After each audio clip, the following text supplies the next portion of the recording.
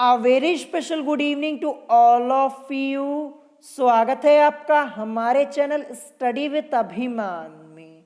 तो आज मैं आप लोगों के लिए यूपी पॉलिटेक्निक एंट्रेंस एग्जाम 2021 के लिए साइंस में केमिस्ट्री के चैप्टर सेकंड का पार्ट 3 लेकर आया हूं। तो चैप्टर का नाम क्या है? चैप्टर का नाम है द्रव्य, जिसे हम इंग्लिश में बोलेंगे मैटर। तो इससे पहले मैंने इस चैप्टर का पार्ट 1 और पार्ट 2 ऑलरेडी अपलोड कर दिया है, जहां पे मैंने आपको इस चैप्टर के मोस्ट इंपॉर्टेंट थ्योरी पार्ट्स बताए हुए हैं। तो अगर अभी तक आप लोगों ने उन वीडियोस को नहीं देखा है तो उन वीडियोस की लिंक मैंने आप लोगों को डिस्क्रिप्शन में दे दी है, आप वहां से जाकर उन वीडियोस को देख सकते हैं। तो चलिए फिर आज के इस वीडियो को स्टार्ट करते हैं। तो आज ये आपके इस चैप्टर का पार्ट 3 है। जैसा कि मैंने आपको पहले भी बताया था कि ये चैप्टर आप लोगों का लेंदी है और इस चैप्टर का थ्योरी पार्ट भी आप लोगों का काफ़ी लंबा है और इस चैप्टर से आप लोगों के एंट्रेंस एग्जाम में क्वेश्चंस जरूर पूछे आते हैं। तो सभी टॉपिक आपको डिटेल में पढ़ना जरूरी है। तो आज की इस वीडियो में मैं आपको इस चैप्टर में आगे के थ्योरी पार्ट्स के बारे में डिटेल में बताऊंगा और जो बीच में से आपके क्वेश्चंस बनते हैं थ्योरी पार्ट के, वो भी मैं आपको डिटेल में बताऊंगा। तो वीडियो को स्टार्ट करने से पहले मैं आप लोगों को बता दूं कि मैं आप लोगों को आपके एंट्रेंस एग्जाम की पूरी प्रिपरेशन करवाने वाला हूं, बिल्कुल फ्री में। आपको कुछ नहीं करना, बस चैनल को सब्सक्राइब कर लेना है और अपनी स्टडी स्टार्ट कर लेनी है। तो चलिए फिर आज की इस वीडियो को स्टार्ट करते हैं और देखते हैं कि आज का हमारा यहाँ पे सबसे पहला टॉपिक क्या दिया है। तो जैसा कि आप लोग देख पा रहे होंगे, आज का हमारा यहाँ पे सबसे पहला टॉपिक है, यहाँ पे लिखा हुआ है द्रव्य का वर्गीकरण, जिसे हम इंग्लिश में बोलेंगे क्लासिफिकेशन ऑफ मैटर। तो ये आज का हमारा यहाँ पे सबसे पहला टॉपिक है। तो ये टॉपिक बताने से पहले मैं आप लोगों को बता दूं कि वीडियो के लास्ट में मैं आप लोगों से एक क्वेश्चन पूछूंगा और उस क्वेश्चन का आंसर आप लोगों को कमेंट बॉक्स में करना है। तो उस क्वेश्चन का आंसर आप लोग जरूर बताइएगा। अभी मैं वीडियो के लास्ट में आप लोगों से एक क्वेश्चन पूछने वाला हूं। तो चलिए देखते हैं यहाँ पे द्रव्य का वर्गीकरण। तो यहाँ पे क्या लिखा हुआ है? यहाँ पे लिखा हुआ है रासायनिक संगठन के आधार पर द्रव्य को निम्न प्रकार वर्गीकृत किया गया है। यहाँ पे संगठन लिखा हुआ, संगठन को हम इंग्लिश में क्या बोलते हैं? कंपोजिशन बोलते हैं, ध्यान रखिएगा। तो रासायनिक संगठन के आधार पर द्रव्य को निम्न प्रकार वर्गीकृत किया गया है। तो जैसा कि आप लोग देख पा रहे होंगे, यहाँ पे लिखा हुआ है द्रव्य। तो द्रव्य में सबसे पहले यहाँ पे क्या आता है? शुद्ध पदार्थ। फिर इसके बाद आता है यहाँ पे अशुद्ध पदार्थ, अथवा इसे हम मिश्रण भी बोलते हैं। ठीक है, तो यहाँ पे द्रव्य में सबसे पहले यहाँ पे क्या आ गया? शुद्ध पदार्थ। फिर इसके बाद यहाँ पे अशुद्ध पदार्थ अथवा मिश्रण। तो शुद्ध पदार्थ के अंतर्गत यहाँ पे क्या आता है? तो शुद्ध पदार्थ के अंतर्गत यहाँ पे सबसे पहले आ जाता है तत्व, फिर इसके बाद यहाँ पे आता है यौगिक। जैसा कि आप लोग यहाँ पे देख पा रहे होंगे, ये शुद्ध पदार्थ के अंतर्गत है।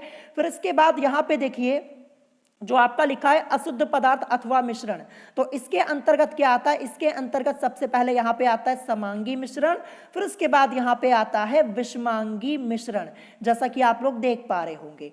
अब यहाँ पे आइए, देखिए हमने यहाँ पे क्या देखा था? शुद्ध पदार्थ के अंतर्गत तत्व और यौगिक आया था, और तत्व में यहाँ पे देखिए क्या क्या चीजें आ रही है। तत्व के अंतर्गत आपका आ जाता है धातु, अधातु और उपधातु। ठीक है, तत्व के अंतर्गत क्या आएगा? धातु, अधातु और उपधातु। ठीक है, तो ये यहाँ पे वर्गीकरण पूरा बताया गया है। अभी आगे आपको डिटेल में भी मैं बताऊंगा। तो यहाँ पे आप आगे देखिए, नेक्स्ट टॉपिक आपका सबसे पहले क्या दिया है?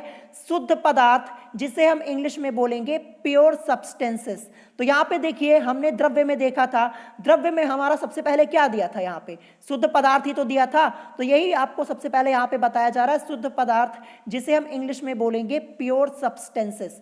तो चलिए देखते हैं यहाँ पे क्या लिखा हुआ है। तो यहाँ पे लिखा हुआ है कि वे द्रव्य जिनका रासायनिक संगठन निश्चित होता है शुद्ध पदार्थ अथवा शुद्ध द्रव्य कहलाते हैं। अब देखिए यहीं से आपसे एक क्वेश्चन पूछा जा सकता है। अगर आपसे क्वेश्चन पूछ लिया जाए, वे द्रव्य जिनका रासायनिक संगठन निश्चित होता है क्या कहलाते हैं? तो आप आंसर क्या करेंगे? शुद्ध पदार्थ कहलाते हैं अथवा शुद्ध द्रव्य कहलाते हैं, ध्यान रखिएगा। फिर इसके बाद आगे क्या लिखा हुआ है? आगे यहां पे लिखा हुआ है कि ये दो प्रकार के होते हैं, तत्व एवं यौगिक। तो देखिए ऊपर मैंने अभी आपको बताया ना, शुद्ध पदार्थ के अंतर्गत क्या आया था, शुद्ध पदार्थ के अंतर्गत सबसे पहले हमारा तत्व और यहां पे इसके बाद यौगिक आया था। तो यही हम यहां पे आगे पढ़ रहे हैं। देखिए यहां पे लिखा है ना कि ये दो प्रकार के होते हैं, तत्व एवं यौगिक। तो चलिए सबसे पहले हम यहां पे देखेंगे तत्व। तत्व जिसे हम इंग्लिश में बोलते हैं एलिमेंट्स। तो चलिए देखते हैं यहाँ पे लिखा क्या हुआ है। तो यहाँ पे लिखा हुआ है वे द्रव्य जो केवल एक ही प्रकार के परमाणुओं यानी एटम्स से मिलकर बने होते हैं। परमाणुओं, इसको हम इंग्लिश में क्या बोलेंगे, एटम्स बोलेंगे, ध्यान रखिएगा। तो वे द्रव्य जो केवल एक ही प्रकार के परमाणुओं यानी एटम्स से मिलकर बने होते हैं अथवा जो किसी भी विधि से दो या दो से अधिक भिन्न गुणों वाले पदार्थों में विभाजित नहीं किए जा सकते हैं और ना ही उनसे बनाए जा सकते हैं, तत्व कहलाते हैं। तत्व को हम इंग्लिश में क्या बोलते हैं, एलिमेंट। फिर इसके बाद आगे यहां पे लिखा हुआ है कि अब तक लगभग 108 तत्वों की खोज हो चुकी है, ये यहां पे लिखा हुआ है। अब चलिए यहां पे एग्जांपल्स देखते हैं। देखिए उदाहरण यहां पे सबसे पहले क्या दिया है, लोहा। तो देखिए लोहा के बाद यहां पे ब्रैकेट में क्या लिखा हुआ है, Fe लिखा हुआ है। तो लोहे को हम Fe से रिप्रेजेंट करते हैं, ध्यान रखिएगा। Fe का मतलब क्या होता है, लोहा होता है, ये इंपॉर्टेंट है, ध्यान रखिएगा। फिर इसके बाद आपका यहां पे दिया है मरकरी। मरकरी को हम किससे रिप्रेजेंट करते हैं, Hg से। मरकरी यानी पारा, ध्यान रखिएगा, पारा, पारा को ही हम मरकरी बोलते हैं। तो इसको हम किससे रिप्रेजेंट करते हैं, Hg से, ध्यान रखिएगा। फिर इसके बाद आपका यहां पे है कॉपर, कॉपर को Cu से, ऑक्सीजन, ऑक्सीजन को हम O से रिप्रेजेंट करते हैं, तो ऑक्सीजन आदि। फिर इसके बाद आगे यहां पे लिखा हुआ है कि तत्वों को उनके गुणधर्मों में समानता के आधार पर निम्न 3 वर्गों में विभाजित किया गया है। तो सबसे पहले देखिए यहां पे क्या दिया गया, धातु। तो चलिए मैं आपको ऊपर ले चलता हूं। अभी मैंने आपको बताया था ना, धातु, अधातु और उपधातु, तो यही तीनों हमें आगे अभी यहां पे पढ़ना है। तो चलिए सबसे पहले यहां पे आते क्या दिया है आपका, धातु, जिसे हम इंग्लिश में बोलेंगे मेटल्स। तो चलिए देखते हैं यहां पे क्या लिखा हुआ है। यहां पे लिखा हुआ है कि ऐसे तत्व जिनमें धात्विक चमक यानी मेटालिक लक्सचर, धात्विक चमक को हम इंग्लिश में क्या बोलेंगे, मेटालिक लक्सचर बोलेंगे, ध्यान रखिएगा। तो यहां पे लिखा हुआ है कि ऐसे तत्व जिनमें धात्विक चमक, उच्च ऊष्मा चालकता, उच्च विद्युत चालकता, आघात वर्धनीयता तथा तनन सामर्थ्य आदि गुण पाए जाते हैं, धातु कहलाते हैं। ध्यान रखिएगा, क्या कहलाते हैं, धातु यानी मेटल्स कहलाते हैं। देखिए यहाँ पे तनन लिखा हुआ है। तो देखिए धातुओं से तार बनाने के गुण को, ठीक है, ध्यान रखिएगा, तन्यता कहते हैं। ये मैं आपको आगे डिटेल में पढ़ाऊंगा। एक चैप्टर आएगा आपका मेटलर्जी यानी धातु कर्म, वहां पे ये सब टॉपिक आपको डिटेल में मैं पढ़ाऊंगा। आघात वर्धनीयता और तनन, ये सब मैं आपको डिटेल में पढ़ाऊंगा, ठीक है। तो यहाँ पे अभी आप इतना जान लीजिए। यहाँ पे मैंने आपको धातु के बारे में बता दिया। अब यहाँ पे उदाहरण क्या लिखा हुआ है, उदाहरण के तौर पे आपका दिया हुआ है तांबा, जिसे हम Cu से रिप्रेजेंट करते हैं, लोहा जिसे हम Fe से रिप्रेजेंट करते हैं, चांदी जिसे हम Ag से रिप्रेजेंट करते हैं, पारा जिसे हम Hg से रिप्रेजेंट करते हैं, उसके बाद जस्ता जिसे हम Zn से रिप्रेजेंट करते हैं। Zn मतलब जिंक यानी जस्ता, ध्यान रखिएगा। आदि तत्व क्या है, ये सब धातु है यानी मेटल्स हैं, ध्यान रखिएगा। ये धातु के उदाहरण यहाँ पे दिए हुए हैं, इसको अच्छे से पढ़ लीजिएगा एक बार। अब चलिए देखते हैं अधातु यानी नॉन मेटल्स। अधातु इसको हम इंग्लिश में बोलते हैं नॉन मेटल्स। तो यहाँ पे लिखा हुआ है तत्व जिनमें धातुओं से विपरीत गुणधर्म पाए जाते हैं, अधातु कहलाते हैं, ठीक है। देखिए जो गुण धातु में पाए जाते हैं उसी के विपरीत गुण पाए जाते हैं अधातु में, यानी उल्टा, ध्यान रखिएगा। तो यही यहाँ पे लिखा हुआ है कि तत्व जिनमें धातुओं से विपरीत गुणधर्म पाए जाते हैं अधातु कहलाते हैं। उदाहरण के तौर पे सल्फर जिसे हम S से रिप्रेजेंट करते हैं, फास्फोरस को हम P से रिप्रेजेंट करते हैं, कार्बन को C से, आयोडीन यहाँ पे I2 ये इसका फॉर्मूला है, hydrogen H2, oxygen O2, chlorine Cl2, bromine Br2 आदि तत्व क्या है, ये सब अधातु हैं, ठीक है। क्या है, अधातु है यानी नॉन मेटल्स हैं। तो देखिए अगर आपसे सीधे सीधे पूछ लिया जाए, जैसे मान लीजिए मैं आपसे पूछ लूं कि क्लोरीन क्या है, धातु है, अधातु है, उपधातु है, तो आप क्या बोलेंगे? आप बोलेंगे क्लोरीन जो है ये अधातु है, यानी नॉन मेटल्स है। आपको पता होना चाहिए, सीधे सीधे आपसे पूछा जा सकता है, इसीलिए मैं आपको इतना डिटेल में पढ़ा रहा हूं कि अगर कोई क्वेश्चन पूछा जाए थ्योरी पार्ट के बीच में से तो आपको कोई प्रॉब्लम ना हो। ठीक है, तो ये उदाहरण अच्छे से याद कर लीजिएगा धातु और अधातु के। अब चलिए नेक्स्ट टॉपिक यहाँ पे देखते हैं। थर्ड हमारा क्या दिया है? उपधातु दिया है, जिसे हम मेटेलॉइड्स बोलते हैं। क्या बोलते हैं इंग्लिश में? मेटेलॉइड्स बोलते हैं। तो चलिए देखते हैं उपधातु क्या होते हैं। तो देखिए यहाँ पे लिखा है कि वे तत्व जिनके गुणधर्म धातुओं तथा अधातुओं के बीच में होते हैं उपधातु यानी मेटलॉइड्स कहलाते हैं। ये मान के चलिए जो उपधातु होते हैं इनमें धातु और अधातु दोनों के गुण पाए जाते हैं, ये आपको ध्यान रखना है।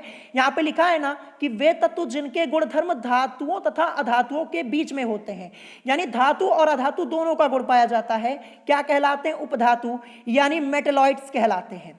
अब उदाहरण के तौर पर जर्मेनियम, जिसे हम Ge से रिप्रेजेंट करते हैं, आर्सेनिक AS से रिप्रेजेंट करते हैं, और एंटीमनी SB आदि, ये सब क्या है? ये सब उपधातु हैं यानी मेटलॉइड्स हैं। तो देखिए यहाँ पे आपसे क्वेश्चन पूछा जा सकता है, जैसे मान लीजिए मैं आपसे पूछ लूं कि एंटीमनी है, आपसे पूछ लिया जाए एंटीमनी, जैसे यहाँ पे एंटीमनी लिखा है, इसके आगे मैं लिख दूं एंटीमनी है, और चार ऑप्शंस आपको दे दिए जाएं, धातु है, अधातु है, उपधातु है, या फिर इनमें से कोई नहीं, तो आप क्या आंसर करेंगे? कि ये उपधातु है। एंटीमनी क्या है? ये उपधातु है यानी मेटलॉइड्स है। तो ऐसे ही क्वेश्चंस आप लोगों से पूछे आते, ध्यान रखिएगा। अगर थ्योरी पार्ट आप लोग अच्छे से नहीं पढ़ेंगे तो आप एंट्रेंस एग्जाम में क्वेश्चन सॉल्व नहीं कर पाएंगे। ऐसा मत सोचिएगा कि सिर्फ एक्सरसाइज के क्वेश्चन कर लिए, बुक ले ली और एक्सरसाइज के क्वेश्चन को सॉल्व कर लिया, उसको याद कर लिया और वही आपके पूरे एंट्रेंस एग्जाम में मिल जाएगा वही क्वेश्चन। तो ऐसी गलतफहमी में मत रहिएगा, आपको टॉपिक डिटेल में पढ़ना होगा, तभी आपको समझ में आएगा और तभी आप क्वेश्चन को सॉल्व कर पाएंगे। ठीक है, अब देखिए यहाँ पे ऐसा कोई क्वेश्चन आपकी एक्सरसाइज में नहीं दिया गया है। अगर आपसे पूछ लिया जाए कि एंटीमनी क्या होता है, आर्सेनिक क्या होता है, तो कैसे जवाब देंगे अगर आप थ्योरी पार्ट नहीं पढ़ेंगे? तो इसको अच्छे से एक बार पढ़ लीजिएगा। अब चलिए आगे देखते हैं, आगे आपका क्या दिया है?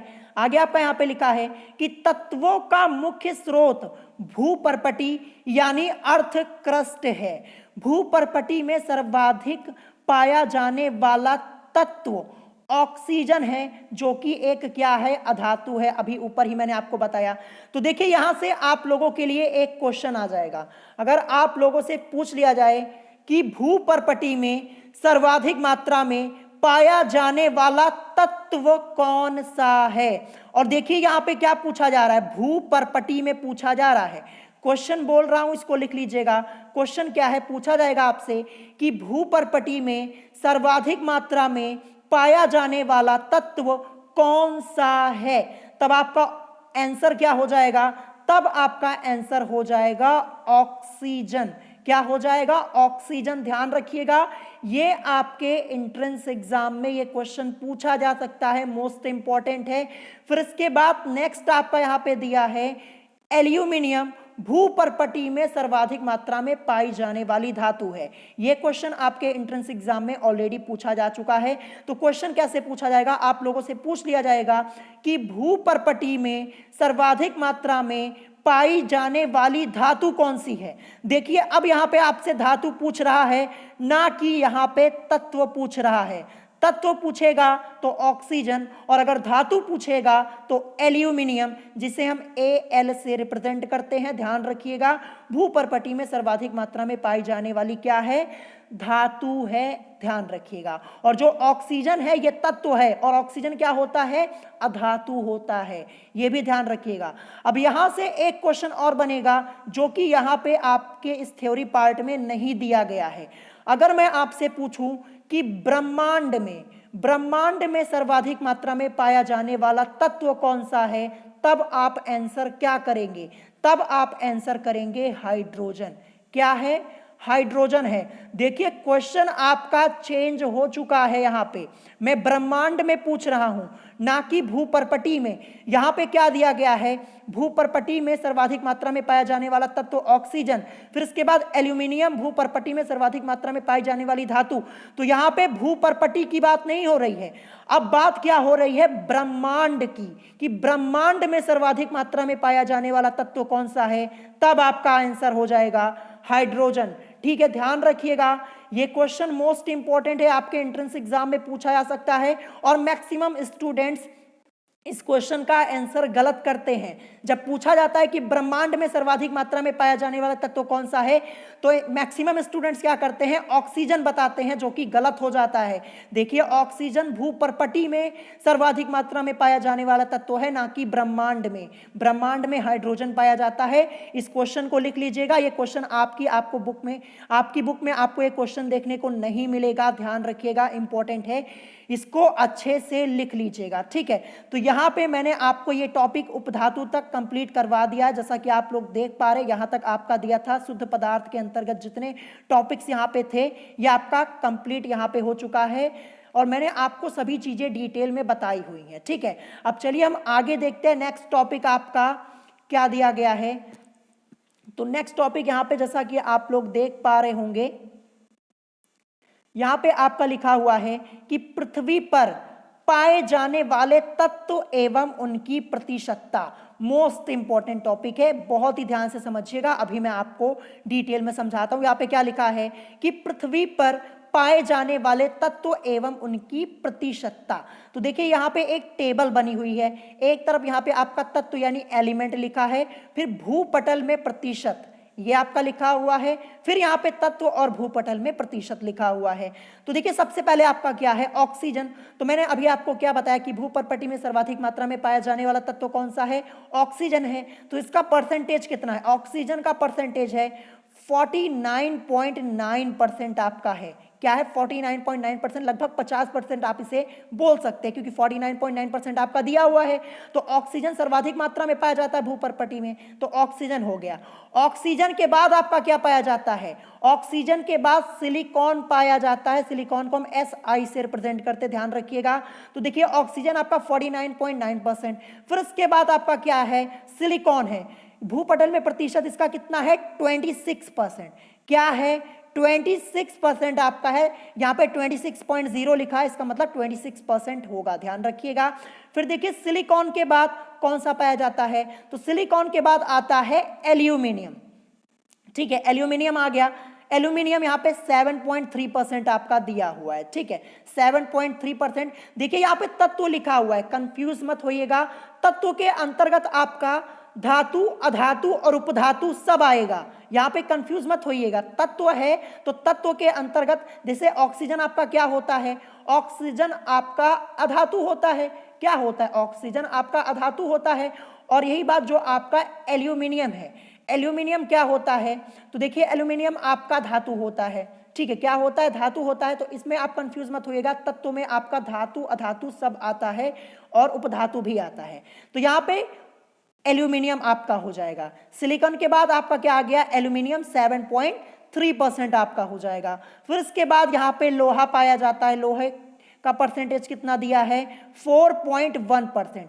फिर इसके बाद कैल्शियम, कैल्शियम 3.2%। फिर सोडियम, सोडियम को हम Na से रिप्रेजेंट करते हैं, कैल्शियम को Ca से रिप्रेजेंट करते हैं, लोहे को हम Fe से रिप्रेजेंट करते हैं, अभी मैंने आपको ऊपर ही बताया। ठीक है, तो ये यहाँ पे देखिए सोडियम का कितना है, 2.3 है। फिर इसके बाद आपका क्या दिया गया है, जैसा कि आप लोग देख पा रहे हैं, पोटेशियम भी आपका 2.3%, पोटेशियम को K से रिप्रेजेंट करते हैं। फिर मैग्नीशियम आपका यहाँ पे है 2.1%। क्या है, मैग्नीशियम यहाँ पे है 2.1%। और फिर यहाँ पे लास्ट में लिखा है जो अन्य तत्व हैं वो कितने परसेंट है, 2.8%। ये अन्य तत्व यहाँ पे आ जाएंगे। तो देखिए ये टेबल आपको पता होनी जरूरी है, आपको क्रम पता होना जरूरी है। जो क्रम है आपका, अगर आपसे क्रम पूछ लिया जाए तो देखिए सबसे ज्यादा ऑक्सीजन, फिर इसके बाद सिलिकॉन, फिर एल्यूमिनियम, फिर लोहा, फिर कैल्शियम, फिर आपका क्या आ जाएगा यहाँ पे, सोडियम आ जाएगा, फिर पोटेशियम आ जाएगा। देखिए सोडियम पोटेशियम यहाँ पे सेम परसेंटेज है 2.3 2.3, फिर इसके बाद मैग्नीशियम और फिर अन्य तत्व। तो ये देखिए ये आपका टॉपिक हो गया। अब चलिए इसके बाद देखते हैं नेक्स्ट आगे आपका क्या दिया है। तो आगे आपका यहां पे दिया हुआ है सामान्य मानव शरीर में तत्वों की प्रतिशतता। अब यहां पे मानव शरीर में तत्वों की प्रतिशतता आपको बताया जा रहा है, बहुत ही ध्यान से इसको समझिएगा, ठीक है, ये भी आपका इंपॉर्टेंट है। चलिए देखते हैं यहां पे। तो देखिए एक तरफ आपका तत्व प्रतिशत, फिर यहां पे तत्व प्रतिशत लिखा हुआ है। तो देखिए यहां पे सबसे पहले क्या है, ऑक्सीजन। ऑक्सीजन का परसेंटेज सबसे ज्यादा है मानव शरीर में। ध्यान रखिएगा, अगर आपसे पूछा जाए कि मानव शरीर में सर्वाधिक मात्रा में पाया जाने वाला तत्व कौन सा है, तब आपका आंसर होगा ऑक्सीजन। 65%, 65.0% आपका है, 65% यानी ध्यान रखिएगा। तो यहां पे देखिए एक क्वेश्चन आपसे पूछा जाएगा कि मानव शरीर में सर्वाधिक मात्रा में पाया जाने वाला तत्व कौन सा है, तो वो होता है ऑक्सीजन, 65% होता है, ध्यान रखिएगा।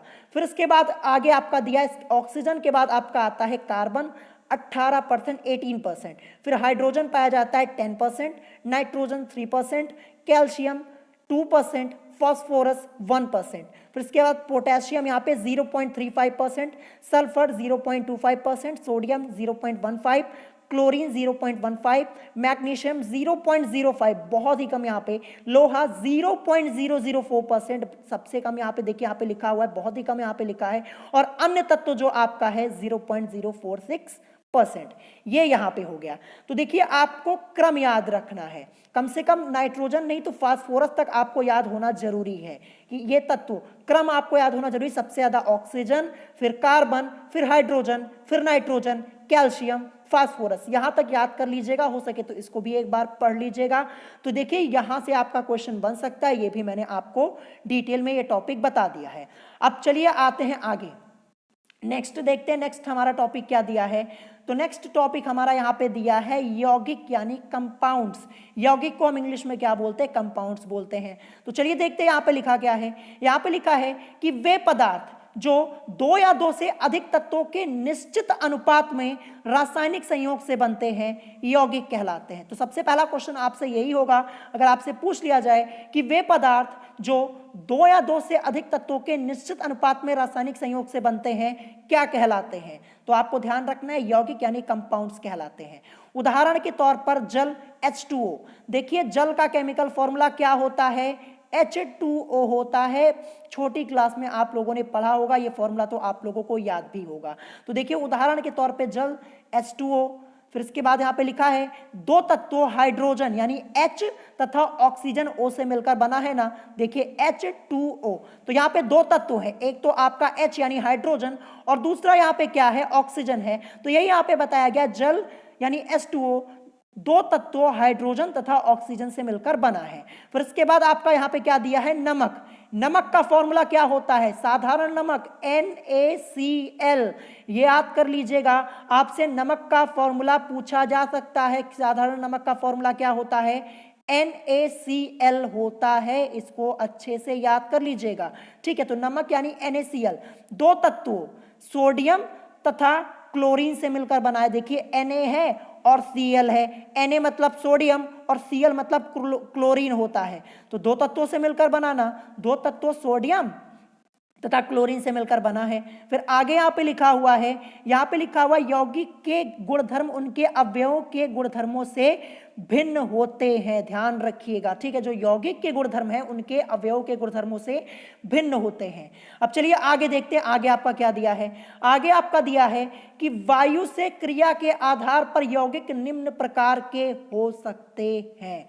तो सबसे पहले क्या दिया है, सबसे पहले आपका दिया है उत्फुल्ल पदार्थ, जिसे हम इंग्लिश में बोलेंगे एफ्लोरोसेंट सब्सटेंस। जैसा कि आप लोग देख पा रहे होंगे मोस्ट इंपॉर्टेंट टॉपिक है और यहां से क्वेश्चन बनता है और स्टूडेंट कंफ्यूज हो जाते हैं। क्यों कंफ्यूज होते हैं, क्योंकि थ्योरी पार्ट पढ़ते नहीं है, डायरेक्ट क्वेश्चन याद करके जाते हैं एंट्रेंस एग्जाम में और फिर यहीं पे प्रॉब्लम हो जाती है। तो चलिए सबसे पहले मैं आपको उत्फुल्ल पदार्थ के बारे में बताता हूं।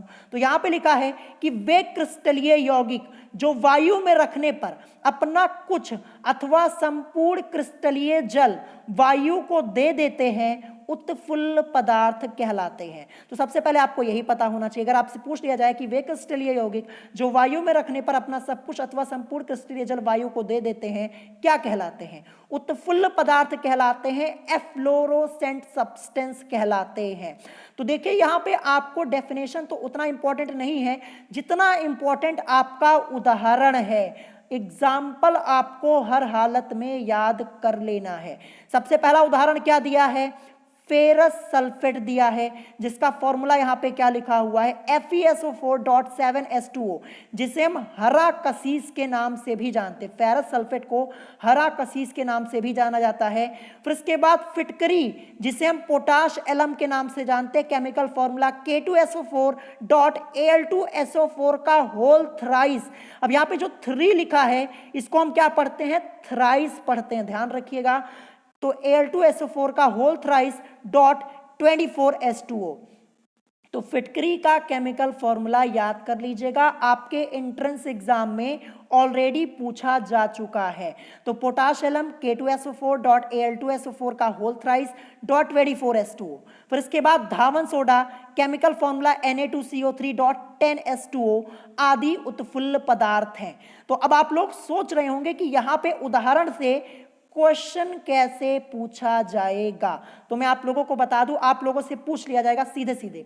देखिए यहाँ पे लिखा है उत्फुल्ल पदार्थ, तो देखिए आपसे क्वेश्चन पूछा जाएगा उत्फुल्ल पदार्थ है और क्वेश्चन मार्क लगा दिया जाएगा। क्वेश्चन लिख लीजिएगा, मैं बोल रहा हूं। देखिए उत्फुल्ल पदार्थ है और ऐसे क्वेश्चन मार्क लगा दिया जाएगा और 4 ऑप्शंस आपको दे दिए जाएंगे, जिसमें से आपका ये भी ऑप्शन होगा जो यहाँ पे उदाहरण लिखा हुआ है। तो अगर आपको पता होगा कि हाँ ये उत्फुल्ल पदार्थ होता है, ये एफ्लोरोसेंट सब्सटेंस है, तो आप बड़े आसानी से अपना आंसर कर पाएंगे ना। तो उदाहरण इसको याद कर लीजिएगा, ठीक है। अगर थ्योरी पार्ट नहीं पढ़ेंगे तो आपको ही प्रॉब्लम होगी, क्योंकि एक्सरसाइज में लिमिटेड क्वेश्चंस दिए होते हैं और वहां से क्वेश्चंस आने के चांसेस कम होते हैं। जितना थ्योरी पार्ट के बीच में से आपके क्वेश्चन पूछे आते हैं, ध्यान रखिएगा। तो यहाँ पे उत्फुल्ल पदार्थ मैंने आपको डिटेल में बता दिया है, उदाहरण जरूर याद कर लीजिएगा। नेक्स्ट देखते हैं, आपका दिया यहाँ पे आर्द्रताग्राही पदार्थ, जिसे हम इंग्लिश में बोलेंगे हाइग्रोस्कोपिक सब्सटेंस। क्या लिखा है? आर्द्रताग्राही पदार्थ। तो चलिए देखते हैं यहाँ पे आर्द्रताग्राही पदार्थ क्या होता है। तो वे यौगिक जो नम वायु में रखने पर वायु से नमी ग्रहण करके हाइड्रेट या हाइड्रोक्साइड बनाते हैं, परंतु संतृप्त विलयन नहीं बनाते। तो देखिए संतृप्त विलयन के बारे में यहाँ पे लिखा हुआ कि वह विलयन जिसमें यौगिक की और अधिक मात्रा नहीं घोली जा सकती है। अब देखिए यहां से एक क्वेश्चन बना, अगर आपसे पूछा जाए कि वह विलयन जिसमें यौगिक की और अधिक मात्रा नहीं घोली जा सकती, तब आप आंसर क्या करेंगे? अगर आपसे पूछ लिया जाए कि वह विलयन जिसमें यौगिक की और अधिक मात्रा नहीं घोली जा सकती, तो क्या बोलेंगे? संतृप्त विलयन बोलेंगे। विलयन पूछा जाएगा तब बोलेंगे, ध्यान रखिएगा। और अगर आपसे यह पूछा जाए कि वह पदार्थ जिनमें यौगिक की और अधिक मात्रा नहीं घोली जा सकती क्या कहलाता है, तब आप बोलेंगे आर्द्रताग्राही पदार्थ कहलाता है, ठीक है। जब पदार्थ पूछा जाएगा तो, और अगर विलयन पूछा जाएगा तो संतृप्त विलयन बोलेंगे, ये भी ध्यान रखिएगा। तो यही यहाँ पे लिखा हुआ है कि वे यौगिक जो नम वायु में रखने पर वायु से नमी ग्रहण करके हाइड्रेट या हाइड्रोक्साइड बनाते परंतु संतृप्त विलयन नहीं बनाते, आर्द्रताग्राही पदार्थ कहलाते हैं, यानी हाइग्रोस्कोपिक सब्सटेंस कहलाते हैं। तो यहाँ पे देखिए डेफिनेशन भी इसकी मोस्ट इंपॉर्टेंट है आर्द्रताग्राही पदार्थ की, याद कर लीजिएगा। 2 क्वेश्चन बन रहे हैं, वो भी मैंने आपको बता दिए हैं। एक एक टॉपिक अच्छे से पढ़ लीजिएगा क्योंकि क्वेश्चन यहीं से बनते हैं, ठीक है। अब देखते हैं हम यहाँ पे उदाहरण जो कि मोस्ट इंपॉर्टेंट है। सबसे पहले आपका दिया है निर्जल कॉपर सल्फेट यानी CuSO4, फिर बिना बुझा चूना CaO इसका केमिकल फॉर्मूला होता है, तथा निर्जल सोडियम कार्बोनेट यानी Na2CO3 आर्द्रताग्राही पदार्थ है। देखिए यहाँ पे निर्जल सोडियम कार्बोनेट लिखा हुआ है, कंफ्यूज मत होइएगा। Na2CO3 ये सब क्या है? ये सब हाइग्रोस्कोपिक सब्सटेंस है। और मैं आप लोगों को बता दूं कि हाइग्रोस्कोपिक सब्सटेंस से रिलेटेड एक क्वेश्चन आपका पूछा गया है यूपी पॉलिटेक्निक एंट्रेंस एग्जाम 2017 में। देखिए आप लोगों से पूछ लिया गया था क्वेश्चन, ध्यान रखिएगा। तो देखिए क्वेश्चन पूछा कैसे जाएगा, आप लोगों से पूछ लिया जाएगा कि निम्नलिखित में से आर्द्रताग्राही पदार्थ है और आपको 4 ऑप्शन दे दिए जाएंगे, ठीक है। तो अगर आपको पता होगा कि हाँ ये आर्द्रताग्राही पदार्थ है, ये हाइग्रोस्कोपिक सब्सटेंस है, तो आप कर पाएंगे। या फिर ऐसे भी पूछा जा सकता है कि निम्नलिखित में से कौन सा पदार्थ आर्द्रताग्राही पदार्थ नहीं है। तो 2 तरीके से क्वेश्चन पूछा जाएगा, ये भी मैंने आपको यहां पे बता दिया। अब चलिए देखते हैं अगला, यहां पे नेक्स्ट क्या दिया है। नेक्स्ट आपका यहां पे दिया है प्रस्वेद्य पदार्थ, जिसे हम इंग्लिश में क्या बोलेंगे, इसे हम इंग्लिश में बोलेंगे डेलिक्वेसेंट सब्सटेंस, ध्यान रखिएगा। तो चलिए देखते हैं आखिर प्रस्वेद्य पदार्थ होता क्या है, ये हम यहाँ पे देखेंगे प्रस्वेद्य पदार्थ होता क्या है। तो देखिए यहाँ पे क्या लिखा हुआ है, वे यौगिक जो नम वायु में रखने पर वायु से नमी ग्रहण करके संतृप्त विलयन बना लेते हैं, प्रस्वेद्य पदार्थ कहलाते हैं। डेफिनेशन मोस्ट इंपॉर्टेंट, क्वेश्चन कैसे पूछा जाएगा, आपसे ऐसे पूछा जाएगा कि वे यौगिक जो नम वायु में रखने पर वायु से नमी ग्रहण करके संतृप्त विलयन बना लेते हैं, प्रस्वेद्य पदार्थ कहलाते हैं। ये मैंने आपको बताया अभी, क्वेश्चन ऐसे पूछा जाएगा कि वे यौगिक जो नम वायु में रखने पर वायु से नमी ग्रहण करके संतृप्त विलयन बना लेते हैं, उनको हम क्या कहते हैं या फिर क्या कहलाते हैं, प्रस्वेद्य पदार्थ यानी डेलिक्वेसेंट सब्सटेंस, ध्यान रखिएगा। फिर इसके बाद लिखा हुआ है कि यौगिकों का यह गुण प्रस्वेदन कहलाता है। उदाहरण मोस्ट इंपॉर्टेंट, सबसे पहले सोडियम हाइड्रोक्साइड यानी NaOH, ये इसका फॉर्मूला होता है, सोडियम हाइड्रोक्साइड। पोटेशियम हाइड्रोक्साइड यानी KOH, पोटेशियम को हम K से रिप्रेजेंट करते हैं, हाइड्रोक्साइड यानी OH यानी KOH। फिर इसके बाद लिखा है निर्जल कैल्शियम क्लोराइड यानी CaCl2, फिर निर्जल फेरिक क्लोराइड यानी FeCl3 आदि प्रस्वेद्य पदार्थ हैं। तो देखिए क्वेश्चन आपसे कैसे पूछा जाएगा, आपसे पूछ लिया जाएगा कि निम्नलिखित में से प्रस्वेद्य पदार्थ है और 4 ऑप्शंस आप लोगों को दे दिए जाएंगे। तो अगर आपको पता होगा कि हाँ ये जैसे मान लीजिए सोडियम हाइड्रोक्साइड आपके ऑप्शन में होता है तो आप इस पर टिक करेंगे। ध्यान रखिएगा, उदाहरण जरूर याद कर लीजिएगा, ये आपके लिए मोस्ट इंपॉर्टेंट है, ठीक है। तो यहाँ पे प्रस्वेद्य पदार्थ, ये भी टॉपिक हमारा कंप्लीट होता है। अब चलिए देखते हैं नेक्स्ट टॉपिक। अब देखिए हमारा नेक्स्ट टॉपिक यहाँ पे क्या आ गया, अशुद्ध पदार्थ अथवा मिश्रण। अभी हमने ऊपर पढ़ा था ना द्रव्य का वर्गीकरण, उसके अंतर्गत शुद्ध पदार्थ पढ़ा, तत्व यौगिक पढ़ा, धातु अधातु उपधातु पढ़ा। अब यहाँ पे द्रव्य के अंतर्गत आपका क्या आ जाएगा, अशुद्ध पदार्थ अथवा मिश्रण आपका था ना ये टॉपिक वहां पे ऊपर, अभी मैंने आपको बताया था। तो यहाँ पे इसे इंग्लिश में बोलेंगे इम्प्योर सब्सटेंसेस और मिक्सचर्स। तो चलिए देखते हैं यहाँ पे क्या लिखा हुआ है। तो यहाँ पे लिखा हुआ है कि वे द्रव्य जो 2 या 2 से अधिक द्रव्यों को किसी भी अनुपात में मिला देने पर बनते हैं, मिश्रण कहलाते हैं। उदाहरण के तौर पर चीनी और नमक का मिश्रण, ये आपका उदाहरण हो गया। तो डेफिनेशन आपको ध्यान रखनी कि वे द्रव्य जो 2 या 2 से अधिक द्रव्यों को किसी भी अनुपात में मिला देने पर बनते हैं, मिश्रण कहलाते हैं। उदाहरण के तौर पे चीनी और नमक का मिश्रण। अब देखिए मिश्रण 2 प्रकार के होते हैं, समांगी मिश्रण तथा विषमांगी मिश्रण। ये टॉपिक आप लोगों ने छोटी क्लासेस में पढ़ा होगा, क्लास 6-7 का टॉपिक आपका है समांगी मिश्रण विषमांगी मिश्रण। अभी मैं आपको डिटेल में बताता हूं। तो देखिए ये आपका था ना, हमने द्रव्य में देखा था अशुद्ध पदार्थ अथवा मिश्रण, फिर इसके अंतर्गत आपका 2 आया था, 2 टॉपिक, एक तो समांगी मिश्रण और एक आपका आया था विषमांगी मिश्रण। तो चलिए देखते हैं यहाँ पे समांगी मिश्रण, जिसे हम इंग्लिश में क्या बोलेंगे, होमोजीनियस मिक्सचर। तो चलिए देखते हैं होमोजीनियस मिक्सचर क्या होता है। तो यहाँ पे लिखा हुआ है कि जिस द्रव्य के प्रत्येक भाग का संगठन यानी कंपोजिशन एक जैसा होता है, क्या होता है, एक जैसा होता है, उसे समांगी मिश्रण कहते हैं। उदाहरण के तौर पर जल तथा चीनी का मिश्रण, ये कैसा मिश्रण है, ये समांगी मिश्रण है। तो देखिए यहाँ पे अगर आपसे क्वेश्चन पूछा जाए कि जल तथा चीनी का मिश्रण किस प्रकार का मिश्रण होता है, समांगी मिश्रण होता है, ध्यान रखिएगा। होमोजेनियस मिक्सचर होता है, ध्यान रखिएगा, ठीक है। क्या होता है, होमोजेनियस मिक्सचर होता है, ठीक है। अब चलिए देखते हैं नेक्स्ट यहाँ पे, जो कि आज का हमारा लास्ट टॉपिक है, विषमांगी मिश्रण, जिसे हम इंग्लिश में क्या बोलेंगे, हेट्रोजेनियस मिक्सचर, ये आपका होता है।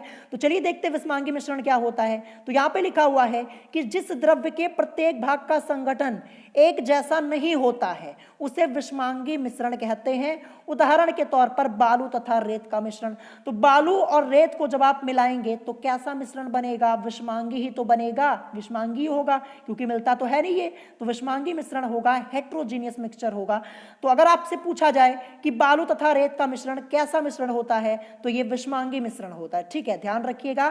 तो यहां पे मैंने आपको विषमांगी मिश्रण के बारे में भी बता दिया। तो जैसा कि मैंने आप लोगों से कहा था कि वीडियो के लास्ट में मैं आप लोगों से एक क्वेश्चन पूछूंगा, तो क्वेश्चन मैं अब आपसे पूछने जा रहा हूं। क्वेश्चन को ध्यान से सुनिएगा, पहले इस क्वेश्चन को लिख लीजिएगा, फिर आंसर कीजिएगा बाद में कमेंट बॉक्स में। तो क्वेश्चन मैं आपसे पूछ रहा हूं, कल मैंने आपको ये टॉपिक पढ़ाया हुआ था और इसीलिए ये क्वेश्चन मैं आप लोगों से आज यहाँ पे पूछ रहा हूं। तो क्वेश्चन क्या है, क्वेश्चन को ध्यान से सुनिएगा। मैं आपसे यहाँ पे क्वेश्चन पूछ रहा हूं कि अशुद्धि की स्थिति में हिमांक पर क्या प्रभाव पड़ता है। क्वेश्चन को एक बार फिर से सुन लीजिए। क्वेश्चन क्या है कि अशुद्धि की स्थिति में हिमांक पर क्या प्रभाव पड़ता है, क्या बढ़ता है या फिर घटता है या फिर कोई परिवर्तन नहीं होता है। इस क्वेश्चन का आंसर आपको कमेंट बॉक्स में करना है। क्वेश्चन क्या है कि अशुद्धि की स्थिति में हिमांक पर क्या प्रभाव पड़ता है। ऑप्शन के तौर पे मैं आपको बता दूं, ऑप्शन लिख लीजिएगा, बढ़ता है, घटता है या फिर एक जैसा रहता है या फिर कोई प्रभाव नहीं पड़ता। आपको आंसर करना है। इस क्वेश्चन का आंसर आप लोग कमेंट करके जरूर बताइएगा। तो ये आज का क्वेश्चन था, इसका आंसर जरूर बताइएगा। तो अभी भी आपके इस चैप्टर में कुछ इंपॉर्टेंट टॉपिक बचे हुए हैं थ्योरी पार्ट के, जो कि कल मैं आप लोगों को करवा दूंगा। यानी कल आप लोगों का जो थ्योरी पार्ट है इस चैप्टर का, ये कंप्लीटली फिनिश हो जाएगा।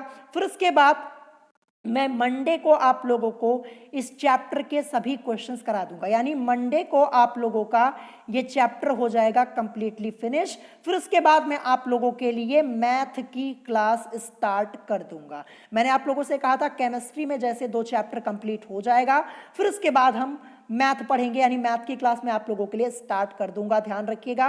फिर इसके बाद मैं बहुत ही जल्द आप लोगों के लिए फिजिक्स की भी क्लास स्टार्ट कर दूंगा। मैंने आप लोगों को पहले ही बताया कि पूरे एंट्रेंस एग्जाम की प्रिपरेशन मैं आपको बिल्कुल फ्री में करवाऊंगा। आपको कुछ नहीं करना, बस चैनल को सब्सक्राइब कर लेना, अपनी स्टडी स्टार्ट कर लेनी है। ठीक है, तो आज की इस वीडियो में मैंने आपको जितने टॉपिक पढ़ाए हैं इनको एक बार अच्छे से रिवाइज कर लीजिएगा। अगर कोई बात आपको नहीं समझ में आई हो तो आप उससे कमेंट करके पूछ सकते हैं। तो अभी भी ये चैप्टर आपका कंप्लीटली फिनिश नहीं हुआ है, अगले 2 पार्ट में ये चैप्टर आप लोगों का कंप्लीटली फिनिश हो जाएगा। तो आज की वीडियो में इतना ही, मिलेंगे नेक्स्ट वीडियो में। Thanks for watching.